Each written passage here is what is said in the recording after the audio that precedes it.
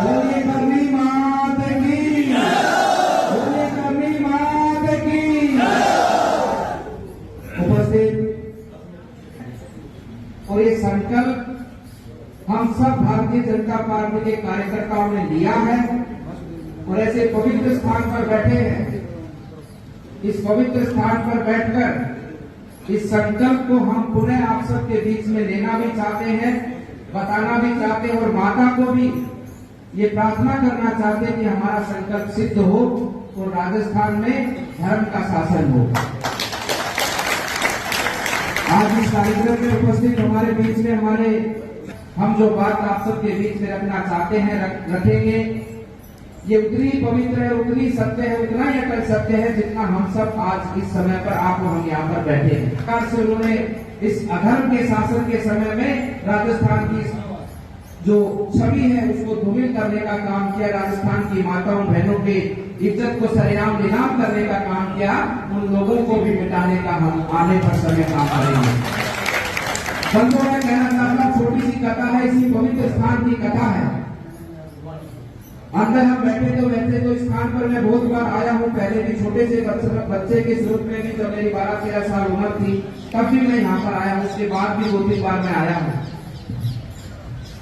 लेकिन उस कथा को आप सबके बीच में इसलिए कहना चाहता हूँ कि माता करनी ने जब राव टीका जी से कहा कि तुम इस जनता जनार्दन की सेवा करो, इस जनता जनार्दन की सेवा करो। बहुत ही अधर्मी लोग आज संसार के अंदर यहाँ पर मानवता का हनन करने, मानवता के विपरीत कार्य करते हैं, माताओं बहनों को, गरीबों को, किसानों को प्रताड़ित करने का काम करते हैं, गौ माता का अपमान करते हैं, गौ माता की हत्या करने का काम करते हैं। तुम इस गरीब जनमानस की सेवा करो, तुम अपने आप से राजा कहलाओगे। कहा था कि नहीं कहा था? कहा था कि नहीं कहा था? राव भिंगा जी से धरनी माता ने कहा था कि नहीं कहा था? और बीकानेर का राजा वो कहलाया और बीकानेर उसके नाम से आज जाना जाता है। माता ने आशीर्वाद दिया था कि तुम धर्म की स्थापना करो।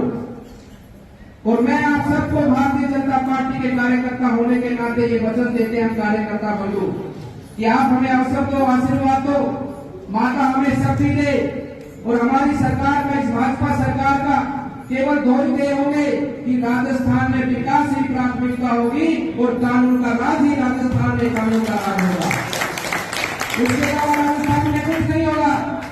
जनता के हित का काम होगा, जनता का विकास होगा, जनता तक सरकार की योजनाएं पहुंचेंगी, जनता तक सरकार के जनप्रतिनिधि पहुंचकर जनता की सेवा करेंगे और वो हर सुख का अनुभव जनता को करवाया जाएगा जिस सुख की जनता हकदार है।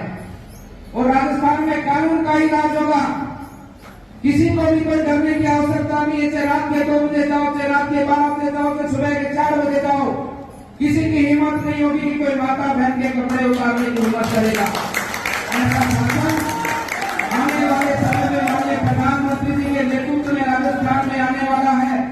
इसलिए बंधु, हम सब आपके सामने इस पवित्र स्थान पर बैठकर ये संकल्प जो हमने लिया है आपकी सेवा करने का, आप हमें अवसर दे आने वाले समय पर, और ये हमारा अटूट संकल्प है कि हमारा केवल केवल केवल ध्येय राजस्थान की जनता की सेवा करने का ध्येय रहेगा।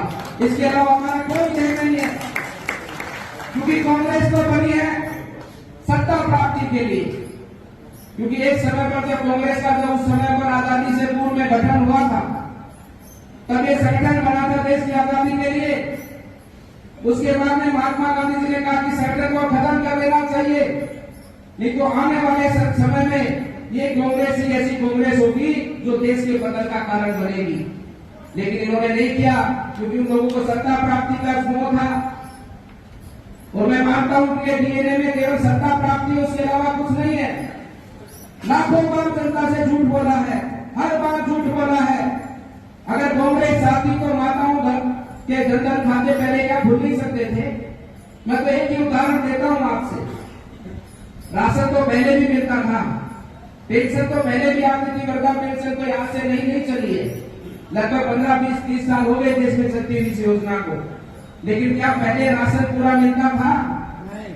वो जो ताकड़ी होती थी उसके नीचे भी वो चुम्बक चिपका होता था और उस उपभोक्ता का कहने की हिम्मत नहीं होती थी, भैया मेरा 20 किलो राशन है तो तुम्हें को 15 किलो 10 किलो क्यों दे रहा है? कि उसको पता था अगर ज्यादा बोलेगा तो अगली बार से राशन कार्ड में तेरा नाम ही कट जाएगा। जो पेंशन देने आता था 200 रुपए पेंशन देने, जो भी कर्मचारी घर पर आता था तो 200 रुपए में से 50 रुपए जेब में रख लेता था। रखता था कि नहीं रखता था? रखता था कि नहीं?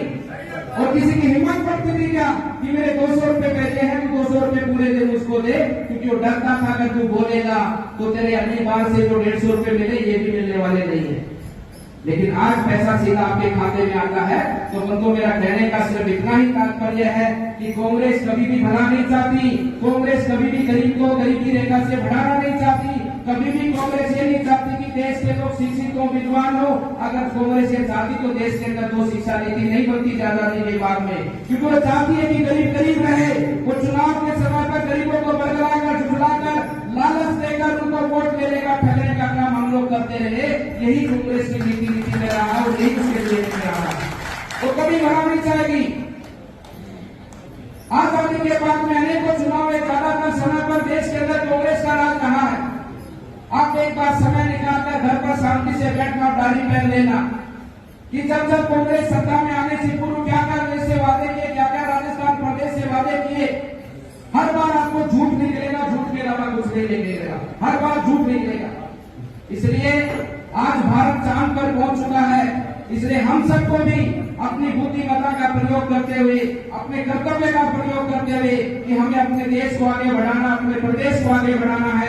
हमें अपने प्रदेश के अंदर धर्म का शासन करना है। हमारे देश प्रदेश के अंदर कानून का राज हो। इस प्रकार से हम अपने